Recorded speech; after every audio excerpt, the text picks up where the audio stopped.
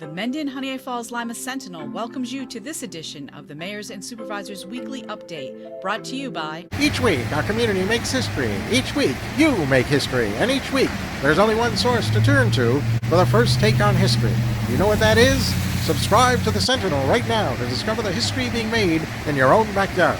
The Mendon-Honeoye Falls-Lima Sentinel. More than just your news, it's your history. Hey, welcome everyone to this week's edition of the Mayors and Supervisors Update. I'm Chris Carosa, publisher of the Mendon-Honeoye Falls-Lima Sentinel, and each week we bring you the goings-on in the towns and villages that we cover. Starting off this week, Mike Falk, Town of Lima. Mike, how are we doing in Lima? Things are good in Lima, Chris. Thanks for having us as always. Of course, the hot topic would be the Memorial Day Parade. Forms up at 9, starts at 9:30. The parade route is College Street to Rochester Street and then east over to the town hall where there will be a ceremony. After the ceremony, the Lima Fire Department will be serving hot dogs at the fire hall, and then the Lima Legion Post 282 will be serving lunch at 12:30 at the post home in West Bloomfield. Of course, the lead up to Memorial Day, you'll see some activity going on around the cemeteries with people placing flags, etc. And you will also have an opportunity to purchase a poppy. The poppies are used for fundraising by both the Legion and the VFW to raise money for the good works and things that they do here in our community. If you get a chance, there are cans of them that the Legion has put around Lima. There are also VFW folks who will be posted at the Family Dollar and over at the Tractor Supply for you to catch on the weekend. The town hall, just a reminder, we have changed to summer hours. Monday through Wednesday, 8:30 to 4, Thursday, 8:30 to 12, and then 1 to 6, Fridays closed. We will be having a public hearing, the town board at our regular meeting on June 6th, regarding the stationing of a Livingston County Sheriff's Deputy in Lima to cover Lima Primary, Lima Christian School, and the town as needed during the 10-month school year. This is a proposed three-way cost share between HFL, LCS, and the town of Lima at $28 grand apiece. Livingston County picks up the other 2 months of the year, and they use the deputy to do boat patrol and those things down on Canisius Lake.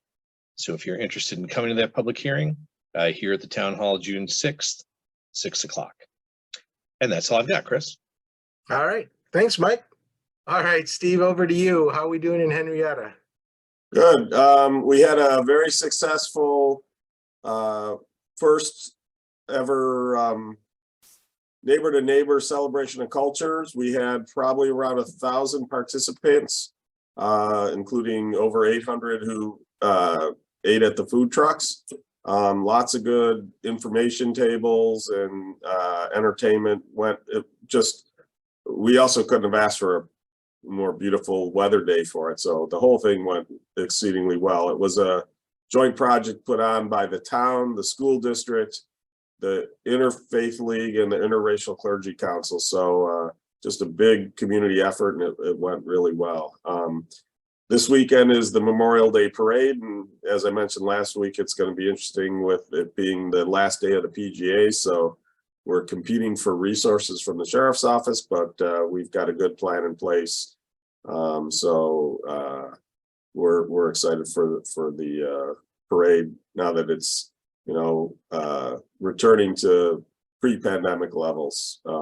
So the golf course, we've been working on taking over the operation of the Riverton golf course.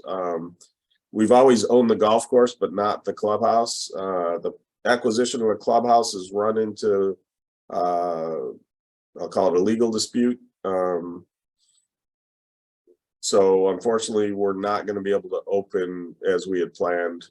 But we're using that time to do some improvements to the golf course fixing sand traps, cart paths, regrowing portions of greens, and depending on the budgetary estimate, we may even look at improving the irrigation system. We just approved some additional hires because we were falling behind. We've added a lot of new town land, and we've not been able to keep up during mowing. So we just added a new employee, one full-time, one seasonal. So we can better get into the, especially into the green belts, although they were so wet, there's a lot of them we couldn't have gotten into even if we had had the manpower. Paving is underway. One of the big projects we did was the new, we expanded our sport courts.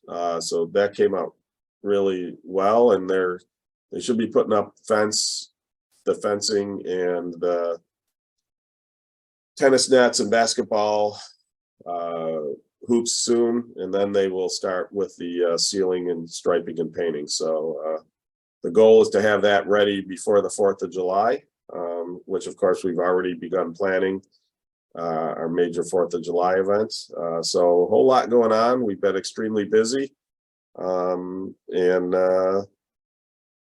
you know, just I guess you could almost say business as usual. We've had a ton of applicants for commercial, industrial, and residential new developments. So that's about it. All right. Thanks, Steve. Now, John, over to you. How are we doing in Mendon? Great, Chris. Everyone's looking forward to Memorial Day weekend, the unofficial start of summer. A couple of things regarding Memorial Day itself. At 9:30, there's a parade in the hamlet of Mendon. I certainly encourage everyone to come out and observe Memorial Day and keep all of our veterans in their thoughts and prayers that day who served this country. At 11 o'clock, there's another parade in Honeoye Falls. So we certainly would like to have a nice showing it there. And then at 2 o'clock, hopefully everybody, it was a nice warm day and everybody got a little warm. We're going to have the grand opening for the splash park on Semmel Road, and that's at 2 o'clock. So feel free to come to all or some of those events. We'd really like to see a lot of folks there. The military memorial dust off is scheduled for a ribbon cutting and ceremony on Sunday, June 11th at 11 o'clock in the morning.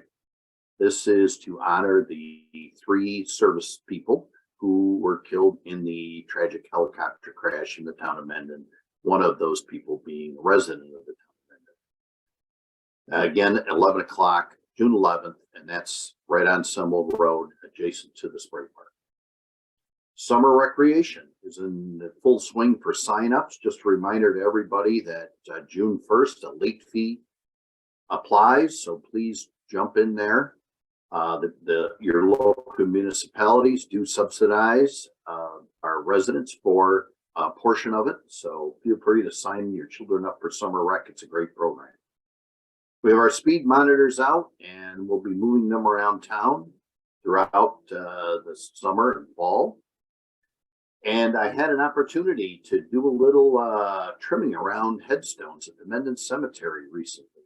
And, you know, as many times as I've been in there, taking the time to trim around the stones, you know, you notice the stones a little more, and it's like a who's who of the roads in Mendon. You see the last names on the stones and some of our road names. It just, you know why they're called the roads they are. For the last thing I'd like to mention is frequently asked question of the week. You've all been waiting for it.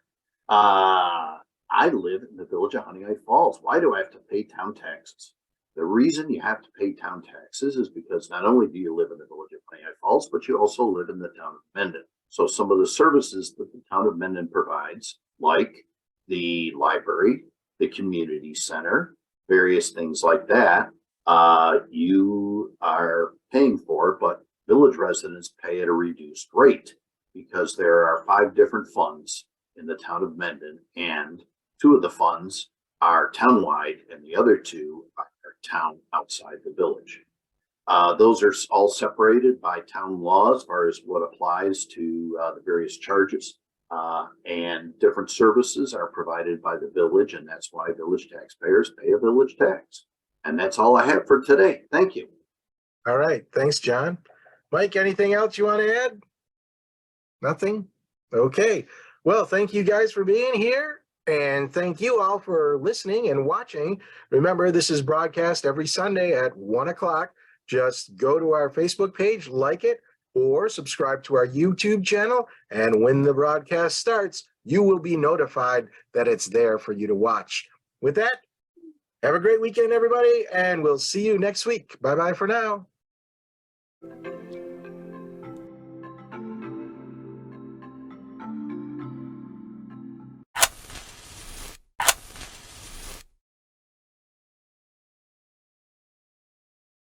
Imagine yourself communicating with a difference. Pan-Dimensional Solutions helps you do this. Whether live spectator events, taped broadcasts, or real-time audience-engaging programs, you can benefit immediately from the tools Pan-Dimensional Solutions will share with you. Do you want to make a difference? Contact us at pandimensional.com.